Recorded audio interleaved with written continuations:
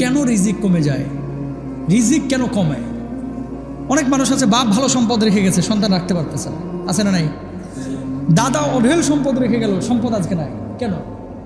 একসময় বাপ দাদা অনেক পরিশ্রম করেছে, আর এই বদমাশ খালি বেঁচে আর খায়, আছে না এরকম? আল্লাহর ওলি নামাজ পড়ে না, খালি ঘুরে ঘাড়ে বাপের সম্পদ বেচে, দাদার সম্পদ 1 কাঠা করে বেচে, এখন তো দাম অনেক, 35 লাখ বেচিয়া 2 বছর এটা বসে খায়, এই 35 লাখ, তারপর আবার আর 1 কাঠা বেচে, 5 বছর পরে এবার ভিক্ষার থালি নিয়ে ঘুরতেছে।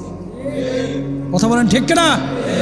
এগুলো হচ্ছে অকর্মা। বাপদেরকে বলবো, দাদাদেরকে বলবো, এরকম যদি নাতি টাতি থাকে ভাই একটু সতর্ক হন, কারণ আপনার রক্ত পানি করা সম্পদ এই বদমাশ পরবর্তীতে সুন্দরী মেয়ে নিয়ে ঘুরবে, বেচবে আর খাবে, কবরে তো যাবেই না, দুয়া তো আপনার জন্য করবে না, নমাজই পড়ে না, ওর জন্য সম্পদ না রেখে এই সম্পদ আল্লাহর রাস্তায় দেন বা ফকির ফাঁকরাকে দেন, তাও কাজে লাগবে, এর জন্য রাখেন না, ঠিক কিনা? যাদের স্বভাব এবং খাসলত এরকম খারাপ আছে। রিজিক কেন কমে? আমাদের ভুল কিছু কাজের জন্য রিজিকটা কমে যায়। দেখেন, 1 নম্বর, রাসূল আকরাম সাল্লাল্লাহু আলাইহি ওয়াসাল্লাম কি বলছেন? ইবনে মাজার হাদিস নাম্বার হচ্ছে 4022। কি বলছেন? আল্লাহ নবী সাল্লাল্লাহু আলাইহি ওয়াসাল্লাম বলেছেন, সৎকর্ম মানুষের আয়ুষ্কাল বাড়াতে পারে এবং দোয়া মানুষের তকদির পরিবর্তন করে, আর মানুষ পাপ কাজের কারণে প্রাপ্য রিজিক থেকে বঞ্চিত হয়।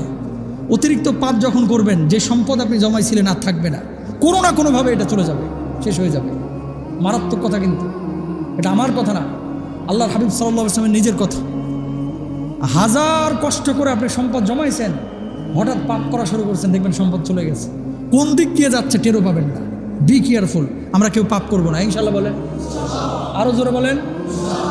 2 নম্বর, রিজিক কমার দ্বিতীয় কারণ, কৃতজ্ঞতাবোধ না থাকা। কিছু মানুষ আছে যত ভালোই থাকুক না কেন, ওরা জিজ্ঞেস করবেন ভাই কেমন আছে, আসি এখন, কথা কন না কেন? ও যত ভালোই থাকুক, ধরেন বেতন তুলে নিয়ে এসছে, কড়কড়া নোট পকেটে ভরা, রাস্তায় দেখা ভাই কেমন আছে, এই চলতেছে একরকম। এ যত ভালোই থাকুক, এর মুখে কোনোদিন শুনবেন না আলহামদুলিল্লাহ। ব্যবসায় ভালো লাভ হচ্ছে, বললেই তো হয় যে ভাই আলহামদুলিল্লাহ, আল্লাহ যে হালতে রাখে আমি খুশি। এবারটা ওই যে শুনতেছে এও খুশি, আমার আল্লাহ আরও খুশি, ঠিক কিনা? আর একজনের সামনে আলহামদুলিল্লাহ বললে কি আপনার পকেটে হাত মারবে নাকি? কিন্তু কিছু মানুষ বলবে না, কেন? চিন্তা করে ভালোটা বললে মনে হয় নিয়ে যাইব গা। এগুলো ছোট লোকে, এগুলো অকৃতজ্ঞতা বোধ। অকৃতজ্ঞ হওয়া যাবে না, কৃতজ্ঞ থাকতে হবে। রব্বুল আলামিন বলছেন কি, ইদ্দাআযানা রাব্বুকুম লা ইন শাকারতুম লা আযীদান্নাকুম ওয়া লা ইন কাফারতুম ইন্না আযাবি লাশাদীদ।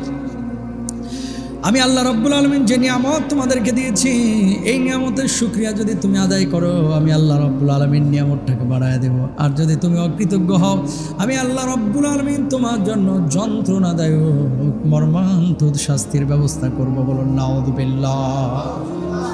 তাহলে কৃতজ্ঞতাবোধ যদি কারো থাকে, রিজিক কমবে না, রিজিক বাড়বে। আর কৃতজ্ঞতাবোধ যদি না থাকে, তাহলে কমে যাবে। এবার আসেন 3 নম্বর, রিজিক কমার 3 নম্বর কারণ হচ্ছে মিথ্যা কসম খাওয়া এবং ধোঁকা দেওয়া। সহিহ মুসলিমের হাদিস নাম্বার 1607। কি বলছেন? আল্লাহ হাবিব সাল্লাল্লাহু আলাইহি ওয়াসাল্লাম বলছেন, বেচা কিনা করার সময় তোমরা অধিক কসম করা থেকে সাবধান থাকো, কারণ মিথ্যা কসমের দ্বারা বিক্রি বেশি হয় কিন্তু বারাকা ধ্বংস হয়ে যায়। একবার জোরে সোরে সবাই বলেন নাউযুবিল্লাহ। এই কাজটা অহরহ এখনকার বিক্রেতারা করে। কি ভাই কত দামে কিনছেন? আরে ভাই আল্লাহর কসম করে বলতেছে, এ আমার 60 টাকা কিনে পড়ছে, আসলে কিনছে 50 টাকা। এই যে কসমটা করলো না, ক্রেতা মনে করে আরে বাবারে, তা আব্দুল কাদের জিলানী সাহেব মনে হয় জান্নাত থেকে পালাই আসছে, এরকম ভাবসাব, কসম খেয়ে ফেলাইছে আল্লাহর নামে, এরকম ভাবসাব। আসলে কিনছে 50 টাকায়। এই যে মিথ্যা কসম খাইলো, আল্লাহর নবী ডিরেক্ট হাদিসের মধ্যে বলতেছে, ও মিথ্যা কসম খাওয়ার পরে যেই পণ্যটা বিক্রি করলো বা যে কাজটা করলো, যদিও পয়সা পাইলো, এই পয়সার বারাকা ধ্বংস হয়ে যাবে। তার মানে এই পয়সা আপনি ভোগ করতে পারবেন না।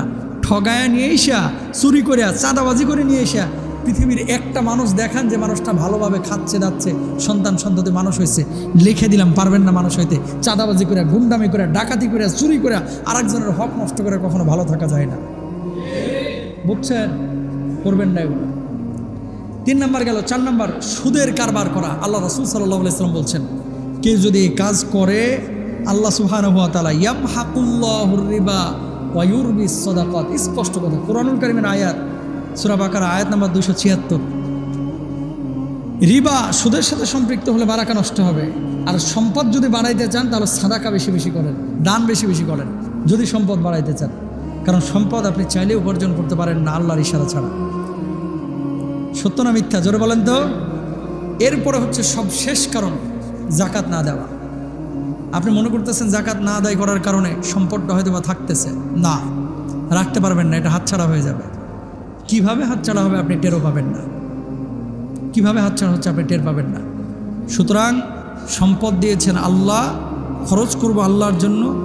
আল্লাহ যেভাবে বলেছে সেইভাবে খরচ করব, যে ওয়েতে, যে পদ্ধতিতে আল্লাহ তাআলা আমাদেরকে কৃতজ্ঞতা স্বীকার করতে বলছে আমরা কৃতজ্ঞতা স্বীকার করব ইনশাআল্লাহ। আরও জোরে বলেন ইনশাআল্লাহ। হাযা মা ইনদি ওয়াল ইলমু ইনদাল্লাহ আলাইহি তাওয়াক্কালতু ওয়া ইলাইহি উনীব ওয়া আখিরু দাওয়ানা আলহামদুলিল্লাহি রাব্বিল আলামিন।